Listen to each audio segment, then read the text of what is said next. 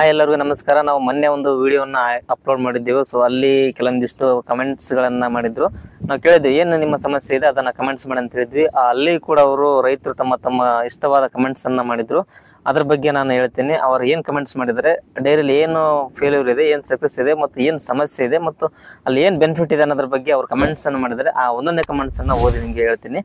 ನೀಟಾಗಿ ಕೇಳಿ, ಆಮೇಲೆ ಕೊನೆವರೆಗೂ ಸ್ಕಿಪ್ ಮಾಡಿದ್ರೆ ನೋಡಿ ನಿಮಗೆ ಗೊತ್ತಾಗುತ್ತೆ. ಮಹೇಶ್ ಅನ್ನೋರು ಒಂದು ಕಮೆಂಟ್ ಅನ್ನು ಮಾಡಿದರೆ, ನಮ್ಮ ಹತ್ರ 30 ಹಸುಗಳಿವೆ ಸರ್, ಎಲ್ಲ ಇಷ್ಟಗಳನ್ನ ಮರೆತು ಈ ಹೈನುಗಾರಿಕೆ ನಡೆಸಬೇಕು. ಎಲ್ಲೇ ಹೋದ್ರೂ ನಮ್ಮ ಮನಸ್ಸು ನಮ್ಮ ಕೊಟ್ಟಿಗೆಯಲ್ಲೇ ಇರುತ್ತೆ ಅಂತ ಮಾಡಿದ್ದಾರೆ. 30 ಹಸುಗಳಂದ್ರೆ ಸಾಮಾನ್ಯ ಅಲ್ಲ ಸರ್. ಆಕ್ಚುಲಿ ಸಿಕ್ಕಾಪಟ್ಟೆ ದುಡ್ಡು ಹಾಕಿದ್ದಾರೆ ಅಂತ ಅನಿಸ್ತದೆ. ನೀವು ದೊಡ್ಡದಾಗೆ ಮಾಡಿ, ಸಣ್ಣದಾಗೆ ಮಾಡಿ, ಹೆಂಗೆ ಮಾಡಿ, ಒಟ್ಟಿನಲ್ಲಿ ಕೊಟ್ಟಿಗೆಯಲ್ಲಿ ನಿಮ್ಮ ಮನಸ್ಸು ಇದ್ದೇ ಇರುತ್ತೆ. ಅದು ಬಿಟ್ಟರೆ ನೀವು ಇವತ್ತು ಡೈರಿ ಮಾಡಿ ನಾನು ನೆಕ್ಸ್ಟ್ ಆ ಊರಿಗೆ ಹೋಗ್ತೀನಿ ಈ ಊರಿಗೆ ಹೋಗ್ತೀನಿ ಅಂದ್ರೆ ಆಗಲ್ಲ. ಸೊ ಒಬ್ರು ಫಿಕ್ಸ್ ಡೈರಿಯಲ್ಲಿ ಇರಲೇಬೇಕು. ಇದ್ರೇನೆ ಒಂದು ಫಾರ್ಮ್ ಮೇಂಟೈನ್ ಮಾಡೋಕ್ಕಾಗತ್ತಿಲ್ಲ ಅಂದ್ರೆ ನೀವು ಮಾಡ್ಲಿಕ್ಕೆ ಹೋಗ್ಲೇಬೇಡಿ. ಅದನ್ನೇ ರಿಲೇಟಾಗಿ ಅವರು ಅಣ್ಣವ್ರು ಕಮೆಂಟ್ ಮಾಡಿ ಹೇಳಿದ್ದಾರೆ. ಆಮೇಲೆ ಶರಣಬಸಪ್ಪ ಕೋಳೂರು ಅವರು ಕೂಡ ಒಂದು ಕಮೆಂಟ್ ಮಾಡಿದ್ದಾರೆ. ಕಷ್ಟ ಏನು ಇಲ್ಲ ಗುರು, ಬಟ್ ನಾನು ಹಸು ತಂದು 2 ತಿಂಗಳುಗಳಲ್ಲಿ 2 ಹಸುಗಳು ಸತ್ತಿದಾವೆ. ಏನ್ ಮಾಡ್ಬೇಕಂತ ಗೊತ್ತಾಗ್ತಿಲ್ಲ, ಬೇಜಾರಲ್ಲಿ ಇದ್ದೀನಿ, ಕಷ್ಟ ಆಗ್ತಿದೆ, 2 ಲಕ್ಷ ಲಾಸ್ ಆಗಿದೆ ಅಂತ ಹೇಳ್ತಿದ್ದಾರೆ. ಅಂದ್ರೆ 2 ಲಕ್ಷ ಲಾಸ್ ಆಗಿದೆ ಅಂತ. ಬಟ್ ಭಾಳ ಎಫೆಕ್ಟ್ ಆಗ್ತಿದ್ದಾರೆ ಅನ್ನೋರು. ಸ್ಟಾರ್ಟಿಂಗ್ ಅಲ್ಲೇ ಲಾಸ್ ಆಗಿದ್ದಾರೆ. ಬಟ್ ಈ ತರ ಆದಾಗ ಡೈರಿಯಲ್ಲಿ ನಾವು ಧೈರ್ಯನ ಕೊಡ್ಬೋದು, ಗ್ಯಾರಂಟಿ. ಎಲ್ಲರಿಗೂ ಕೂಡ ಹೇಳೋದಂದ್ರೆ, ನೀವು ಮಾರ್ಕೆಟ್ ಇಂದ ಹಸುಗಳು ತಂದ ತಕ್ಷಣ ಫಸ್ಟ್ ನೀವು ಪ್ರೈವೇಟ್ ಆಗಿರ್ಲಿ ಮತ್ತು ಗೌರ್ಮೆಂಟ್ ಆಗಿರ್ಲಿ, ಡೈರಿ ಪಾಯಿಂಟ್ ಕಡೆಯಿಂದ ಆಗಿರ್ಲಿ, ಫಸ್ಟ್ ಇನ್ಸೂರೆನ್ಸ್ ಅನ್ನು ಮಾಡ್ಕೊಳ್ಳಿ. ದುಡ್ಡಿನ ಬಗ್ಗೆ ಯಾವುದೇ ರೀತಿ ವಿಚಾರ ಮಾಡಕ್ ಹೋಗ್ಬೇಡಿ. ನಿಮಗೆ ಸ್ಟಾರ್ಟಿಂಗ್ ಅಲ್ಲಿ ಅನುಭವ ಇರೋದಿಲ್ಲ. ಹೀಗಾಗಿ ನೀವು ಕೇರ್ಲೆಸ್ ಅನ್ನು ಮಾಡ್ಲಕ್ ಹೋಗ್ಬೇಡಿ. 70-80 ಸಾವಿರ ಕೊಟ್ಟು ನೀವು ಒಂದು ಆಕಳನ ತಂದಿರ್ತೀರ ಜರ್ಸಿ, ಬಟ್ ಅದ್ರ ಬಗ್ಗೆ ಕೇರ್ಲೆಸ್ ಮಾಡಿದ್ರೆ ಬಟ್ ಫೇಲ್ ಆಗೋದು ಗ್ಯಾರಂಟಿ ಅಂತ ಹೇಳ್ತಿದ್ದೀನಿ. ಬಟ್ ಇನ್ಸೂರೆನ್ಸ್ ಅನ್ನೋದು ಬೇಕೇ ಬೇಕಂತಾನೆ ನಾನು ಈ ವಿಡಿಯೋದಲ್ಲಿ ಹೇಳ್ತಾ ಇದ್ದೀನಿ. ಇನ್ನೊಬ್ರು ಕಮೆಂಟ್ ಅನ್ನು ಮಾಡಿದ್ದಾರೆ, ಭಾಗ್ಯವಂತಿ ಅವರು ಕೂಡ ಮಾಡಿದ್ದಾರೆ. ಮುಂಜಾನೆ ಎಲ್ಲಿಗೆ ಹೋದ್ರು ಸಾಯಂಕಾಲ ನಿಮಗೆ ಮನೆ ಬರೋದೇ ತಪ್ಪೋದಿಲ್ಲ ಅಂತ ಮಾಡಿದ್ದಾರೆ. ಹೌದು, ನೀವು ಎಲ್ಲೇ ಹೋಗಿ ಏನೇ ಮಾಡಿ, ಬಟ್ ಮುಂಜಾನೆ ಎಲ್ಲಿಗೆ ಹೋದ್ರು ಕೂಡ ನೀವು ಸಾಯಂಕಾಲ ಮನೆ ಬರಲೇಬೇಕು. ಟೂರ್ ಹೋಗ್ತೀನಿ ಎಂಜಾಯ್ ಮಾಡ್ತೀನಿ ಅಂದರೆ ಆಗೋದಿಲ್ಲ.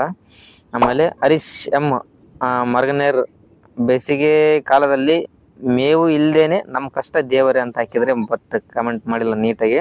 ಅಂದರೆ ಬೇಸಿಗೆ ಕಾಲದಲ್ಲಿ ಮೇವು ಸಿಗೋದು ಕಷ್ಟ ಅಂತ ಹೇಳಿದ್ದಾರೆ. ಹಂಗಾಗಿ ನಿಮ್ದು ಯಾವುದೇ ರೀತಿಯಾಗಿದೆ, ಲ್ಯಾಂಡ್ ಇರಲಿ ಏನೇ ಇರಲಿ, ಜಮೀನು ಇರಲಿ, ಅಲ್ಲಿ ನೀವು ಬೋರನ್ನು ಹಾಕಿಸ್ಕೋಬೇಕು. ಆಮೇಲೆ ನೀರು 24/7 ಇದ್ದರೆ ಮಾತ್ರ ನೀವು ಡೈರಿ ಮಾಡಿ, ಇಲ್ಲಾಂದರೆ ಸುಮ್ಮನೆ ಲಾಸ್ ಆಗೋ ಚಾನ್ಸಸ್ ಭಾಳ ಇರುತ್ತೆ.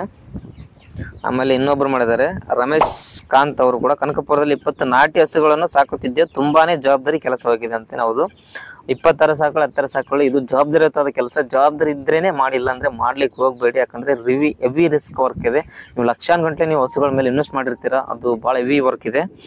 ಆಮೇಲೆ ಪ್ರತಿಭಾ ಶಿವಲಿಂಗ ಅವರು ಕೂಡ ಒಂದು ಕಮೆಂಟ್ ಮಾಡಿದ್ರೆ, ಸಂಬಂಧಗಳು ದುಡ್ಡಿಗಾಗಿ ಹಸುಗಳು ಪ್ರೀತಿಯಾಗಿ ಸರ್ ಅಂತ ಹಾಕಿದ್ದಾರೆ. ಹೌದು, ಇವತ್ತು ಯಾವುದೇ ಆಗಿರಲಿ, ಇವತ್ತು ದುಡ್ಡಿಗಾಗಿ ಮಾಡ್ತಿದ್ರೆ, ಫ್ರೆಂಡ್ಸ್ ಇಂದ ಹಿಡ್ಕೊಂಡು ಯಾವುದೇ ರಿಲೇಟಿವ್ ತಗೊಳ್ಳಿ, ಇವತ್ತು ದುಡ್ಡಿದ್ರೇನೆ ನಮ್ಮ ಜೊತೆ ಇರ್ತಾರೆ, ದುಡ್ಡಿಲ್ಲ ಅಂದ್ರೆ ಇರಲ್ಲ. ಇದು ಕಲಿಯುಗ. ಬಟ್ ಈ ತರ ಕಾಲ ಏನ್ ಮಾಡೋಕ್ಕಾಗಲ್ಲ. ಇದು ಈ ಕಲಿಯುಗದಲ್ಲಿ ನಾವು ಬದುಕ್ತಾ ಇದೀವಿ. ಬಟ್ ಹಸುಗಳಲ್ಲಿ ನಾವು ಪ್ರೀತಿನ ಕಾಣಬೇಕು, ಅವ್ರ ಜೊತೆ ಚೆನ್ನಾಗಿ ಹೊಂದಾಣಿಕೆಯಿಂದ ಮಾಡ್ಬೇಕಂತಾನೆ ಅವ್ರು ಪ್ರತಿಯೊಬ್ಬರು ಹೇಳಿದ್ದಾರೆ. ಅವ್ರು ಹೇಳಿದ್ದು ಕೂಡ ಕರೆಕ್ಟ್ ಇದೆ. ಆಮೇಲೆ ಮಂಜುನಾಥ್ ಅವರು ಮಾಡಿದರೆ, ಕೂಲಿ ಮಾಡಿದ್ರು ಬೇಡ ಅನಿಸೆ ಸವಾಸ ಅಂತ ಕೂಲಿ ಮಾಡಿದ್ರು ಕೂಡ ಇದ್ರ ಸವಾಸ ಬೇಡ ಅಂತ ಅವ್ರು ನೀಟಾಗಿ ಮಾಡಕ್ ಹೋಗಿದ್ದಾರೆ. ಅಷ್ಟು ಬೇಸರ ಆಗಿದೆ. ಬಟ್ ಅವ್ರಿಗೆ ಡೈರಿಯಲ್ಲಿ ಮೇಂಟೈನ್ ಮಾಡೋಕ್ಕಾಗಿಲ್ಲ, ಬಟ್ ಫೇಲ್ ಆಗಿದ್ರೆ ಅಂತ ಅನಿಸ್ತದೆ. ಹಂಗಾಗಿ ಅವರು ಕೂಲಿ ಮಾಡಿದ ಚಿಂತೆ ಇಲ್ಲ, ಡೈರಿ ಮಾಡಲ್ಲ ಅಂತ ಹೇಳಿದರೆ ಎಷ್ಟು ಕಷ್ಟ ಇದೆ ನೀವು ಸ್ವಲ್ಪ ಕ್ಯಾಲ್ಕುಲೇಟ್ ಮಾಡ್ಕೊಳ್ಳಿ. ಆಮೇಲೆ ಕೆಂಚಪ್ಪಕ್ಕೆ, ನಿಜ ನೀನು ಹೇಳೋದು ವಿಜಯ ಕರ್ನಾಟಕ ಅಂತ ಹಾಕಿದ್ದಾರೆ. ಆಮೇಲೆ ಕೆಲವೊಂದಿಷ್ಟು ಚೆನ್ನಾಗಿದ್ದಾರೆ. ಪ್ರವೀಣ್ ಪೈ ಅವರಿಗೆ, ನನಗೆ ತುಂಬಾ ಇಷ್ಟ ಇದ್ದೇ, ಆದ್ರೆ ಯಾರು ಸಪೋರ್ಟ್ ಮಾಡ್ತಿಲ್ಲ ಅಂತ ಹಾಕಿದ್ದಾರೆ. ಬಟ್ ಸಪೋರ್ಟ್ ಅಂತ ಬಂದಾಗ ಫೈನಾನ್ಷಿಯಲ್ ಸಪೋರ್ಟು ಕೂಡ ಬೇಕು, ಮನೆಯವ್ರ ಸಪೋರ್ಟು ಕೂಡ ಬೇಕು. ಆಮೇಲೆ ನಿಮ್ಗೆ ಎಲ್ಲಾ ರೀತಿಯ ಸಪೋರ್ಟ್ ಇದ್ರೆ ಮಾತ್ರ ಹೈನುಗಾರಿಕೆ ಮಾಡಕ್ ಸಾಧ್ಯ, ಇಲ್ಲ ಅಂದ್ರೆ ಮಾಡ್ಲಿಕ್ಕಾಗಲ್ಲ. ನೀವು ಮನೆಯಲ್ಲಿ ಎದುರಾಕೊಂಡು ಹೋಗಿ ಒಬ್ಬರೇ ಮಾಡ್ತೀನಿ ಅನ್ನೋದಾದ್ರೆ, ನೀವು ಒಬ್ಬರೇ ಏಕಾಂಗಿಯಾಗಿ ದುಡ್ಡು ಹಾಕ್ಬೇಕು. ಅದು ಎಷ್ಟೇ ಕಷ್ಟ ಬಂದರೂ ಕೂಡ ನೀವು ಒಬ್ಬರೇ ಮಾಡಬೇಕು. ಏನೇ ಒಂದು ಹಸು ಸತ್ರು ಕೂಡ ನಿಮ್ಮ ಮನೆಯಲ್ಲಿ ನೋಡಿ, ನಾವು ಹೇಳಿದ್ರು ಕೂಡ ಅವನು ಮಾಡಿದ, ಸೊ ಲಾಸ್ ಆಯಿತು, ನಾವು ಹೇಳ್ದಂಗೆ ಕೇಳಿಲ್ಲ ಅಂದ್ಕೊಂಡು ನಿಮಗೆ ಕಿಚಾಯಿಸ್ತಾರೆ.